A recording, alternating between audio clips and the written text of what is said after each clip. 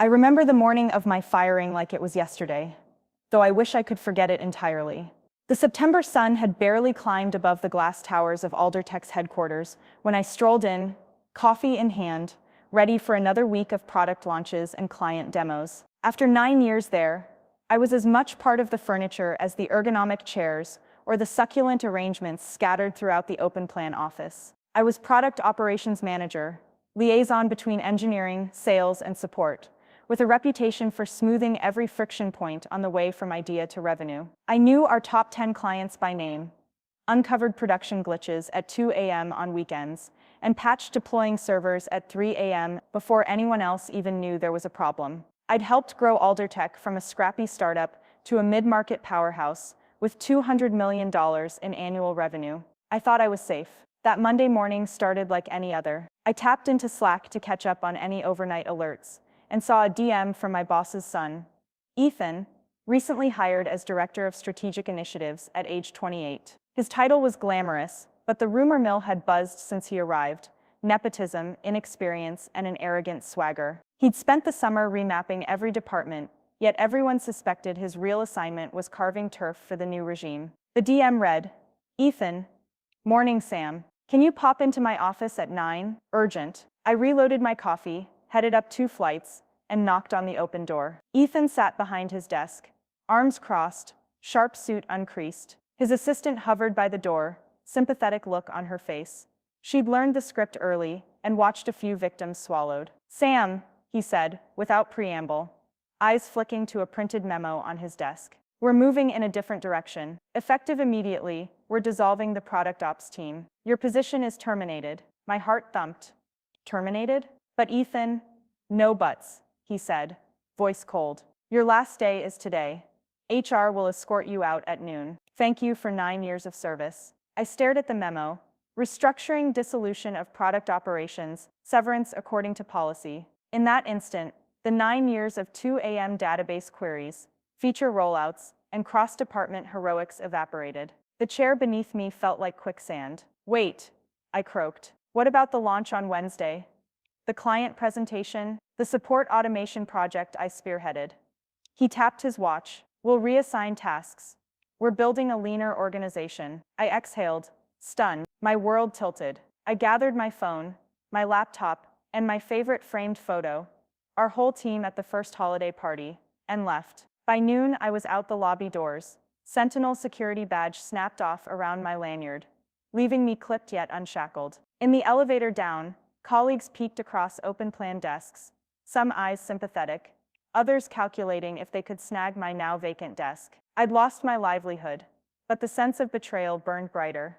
12 months ago, Ethan had come in with 0 experience, and now he flushed out a key revenue pipeline. To make room for what, exactly? I spent the walk home, drafting angry emails nobody would read, and thinking about my mortgage, car lease, and spouse's student loan payments. I called Nora, my partner in life, and the one person who knew every bug fix I'd ever deployed. She listened, heartbroken. "You'll bounce back," she said. "I know you will." But in the days that followed, job boards offered me standard corporate roles: project manager here, operations coordinator there, but nothing matching my years of domain expertise. Recruiters asked for standardized resumes. Google, Amazon. I'd interviewed at startups, pitching my ability to scale ops from $1 million to $30 million ARR. But the cultural fit feedback was vague.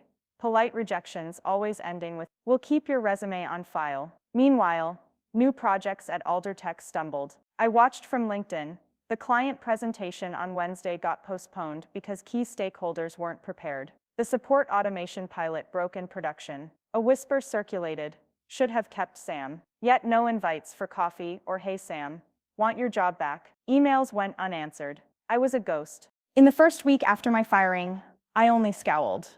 But by the second, a different emotion crept in: opportunity. Ethan fired me to cut costs, lighten headcount, and leave a legacy. He'd miscalculated something critical: the ecosystem I'd built around me, our supplier network, my relationships, the extraordinary loyalty I'd earned, was mine too. And what if I acquired that network? What if, instead of moaning about the lost job, I pivoted and became the supplier? I'd been working with Optiware Solutions for 7 years, a boutique software consultancy that built custom integrations, APIs, and cloud operations for Aldertech. They'd grown from a two-person shop to 30 engineers under my watch. Every time we needed a custom connector or emergency bug patch, I called their CEO, Nate, and we'd whip up something within 48 hours. Sales had increased linearly because I funneled a steady stream of consulting hours their way. They knew my code base, my team's idiosyncrasies, and our legacy tech pillars. No one else could match that depth. So in week 2 of my unemployment, I called Nate. We met for coffee at our old corner hangout. He warned me, "Can't fire you if you hire me." A politician's line, but it hit home.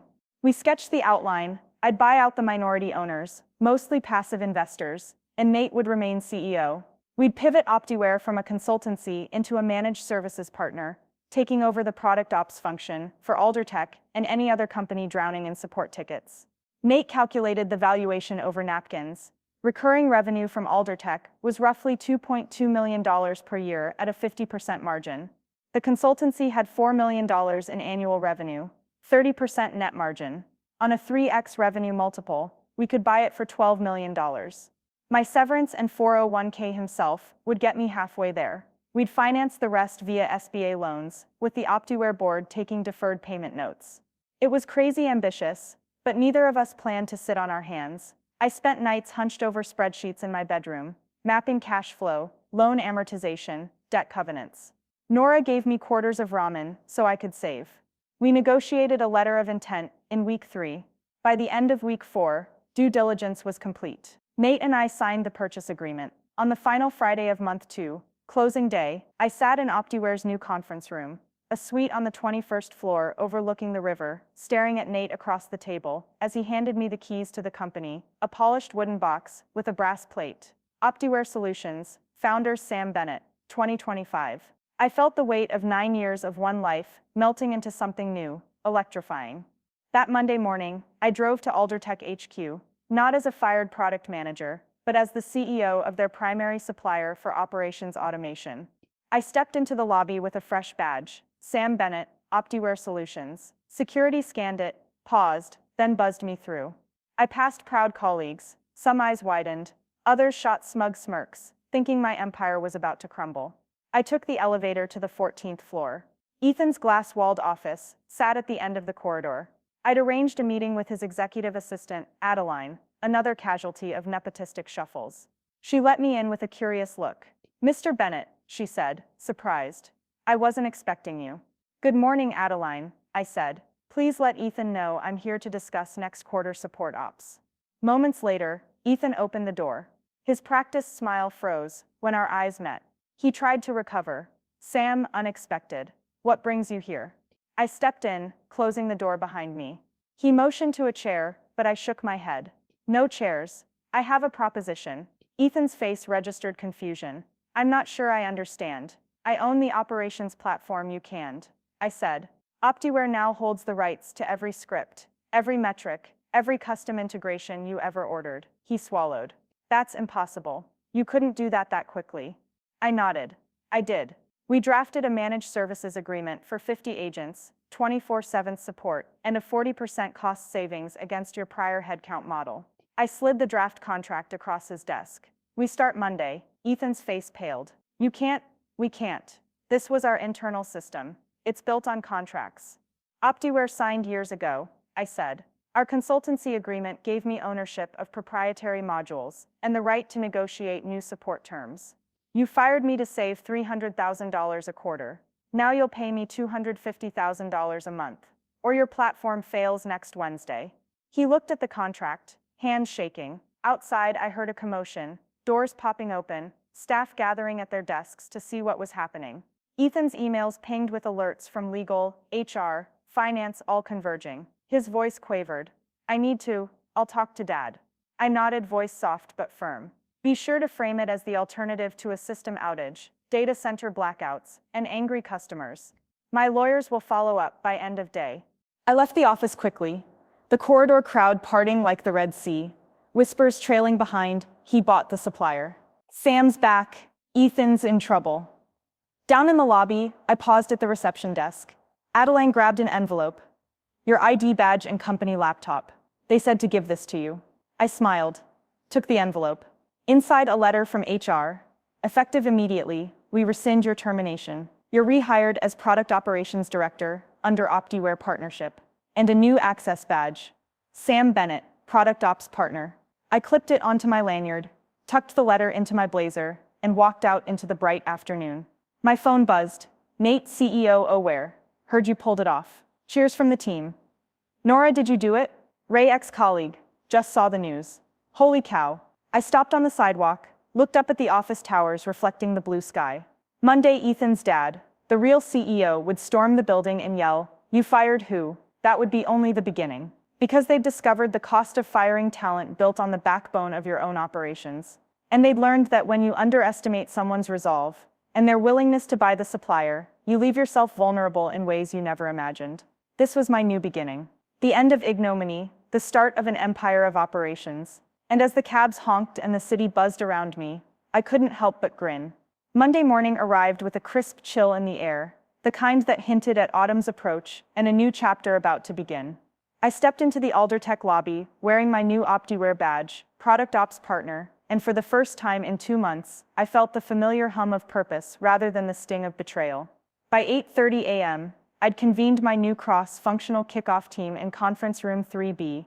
Ellie from UX, Maya from Engineering, Ray from Data Science, and Jess from OptiWare's Sales Wing, our newly hired Client Success Director. A fresh whiteboard bore our mission statement in bold red marker. Rebuild Aldertech's ops, 40% cost savings, 99.9% SLA, 24/7 coverage. Jess grinned. Clients are already expecting miracles. Word travels fast. I tapped the whiteboard. Our first milestone, deploy our managed services model by end of week. Jess, you'll coordinate the 4 pilot accounts. Maya and Ray, we finalize on-prem to cloud integration scripts. Ellie, UX will craft the Agent AI, supervisor dashboard. We go live Thursday. Nods around the table. The energy crackled. We had the blueprint, now we needed flawless execution. Securing the pilot accounts. By Tuesday, Jess had configured NDA and SOA templates, pre-signed by OptiWare's legal, and dispatched them to Aldertech's top 4 pilot clients: Global Tech, Nova Health, One World Retail, and FineEdge Financial. Our managed services model promised dedicated AI, supervised agents, a custom playbook for each client, and a single consolidated invoice at month's end at 60% of their prior support spend. I joined Jess in back-to-back video calls. Nova Health's head of support, Carla Vu, leaned into her webcam. "If you can guarantee no downtime on our HIPAA-regulated systems, we're in." Jess chimed, "We'll adhere to your compliance regs, complete SOC 2 Type 2 certification by next week, and provide audit logs in real time." Carla raised an eyebrow. "That's ambitious." I clicked in. Ambitious, yes, but necessary. We've built cloud-native redundancy into our pipeline. We'll route tickets through our own secure VLANs, encrypt at rest and in transit, and run continuous HIPAA audit checks via Automate Coach. Our DED-identified data flow meets all requirements. Carla exhaled. "Okay, 1 test in production by Thursday. Then we roll out." By midday, all 4 signed the agreements.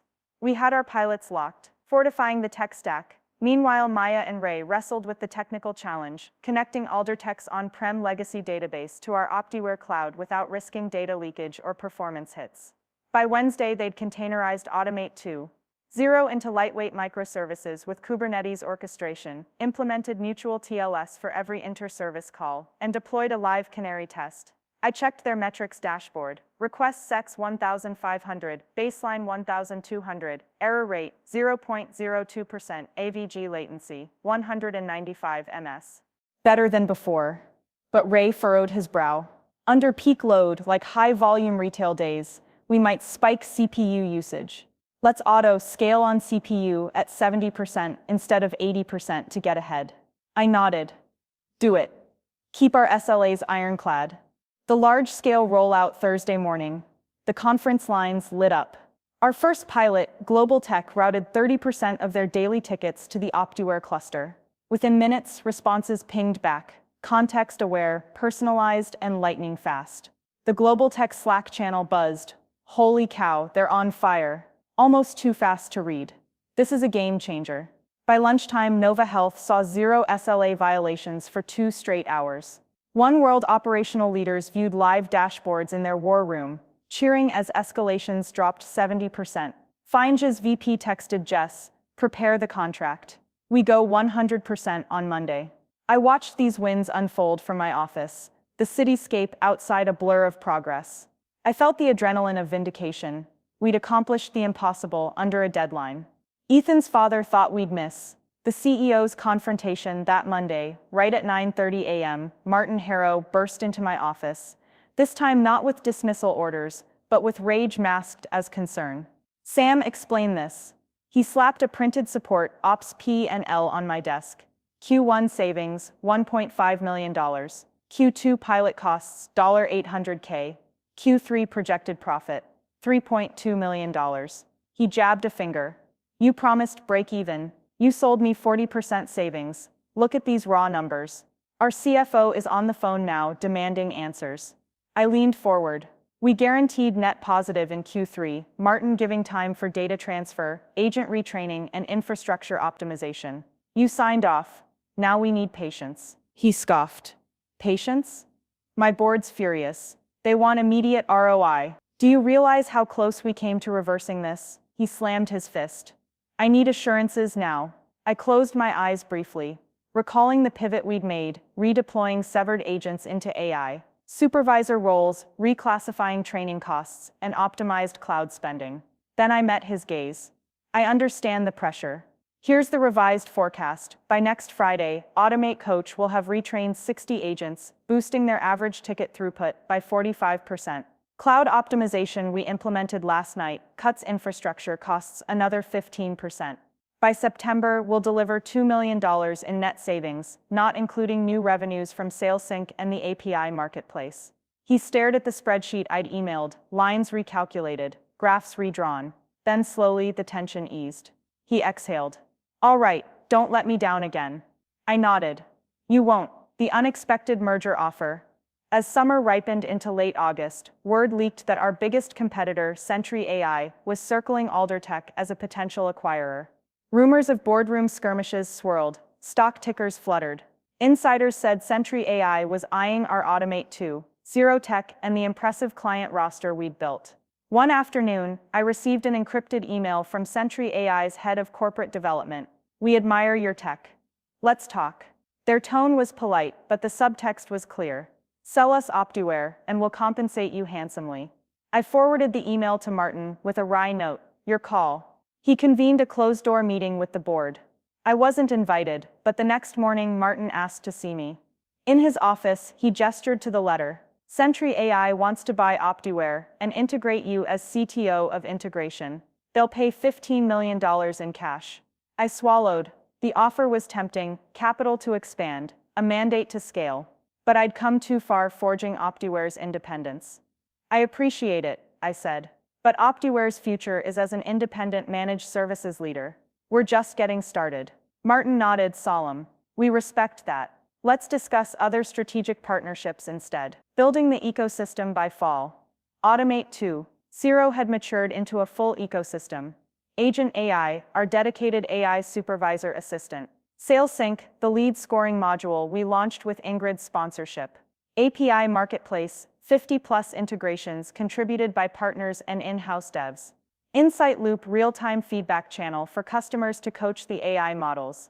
We hired 10 more engineers, established an R&D lab, and launched the Merino Protocol Summit for AI in support. Our booth at CXCon, Drew Line's sessions overflowed with standing room, only crowds. Internal politics smoothed as Ethan, now demoted to advisor, watched from the sidelines. Martin publicly praised the new operations renaissance and handed me a plaque at the holiday party. Visionary Leader 2025. On Christmas Eve, I closed my laptop and joined Sarah and little Mia for our first real vacation, sand between our toes on a quiet beach. No Slack pings, no urgent forecasts, just ocean waves and laughter. Sarah leaned her head on my shoulder. "You did it." I breathed in the salt air. "We did it." As the sun dipped, I thought back to that firing day, how it shattered me, then forged me into a founder. Ethan's father yelled, "You fired who?" on Monday, only to discover he'd unleashed a force that not only reclaimed the company, but propelled it into uncharted territory. Tomorrow, a new year awaited, with SailSync pilots, API partners, and global expansion on the horizon. But for tonight, those two simple words, "we did it," were enough. Because sometimes the greatest victories start when someone tells you it's impossible, you build it anyway, and then you show the world how essential you've become.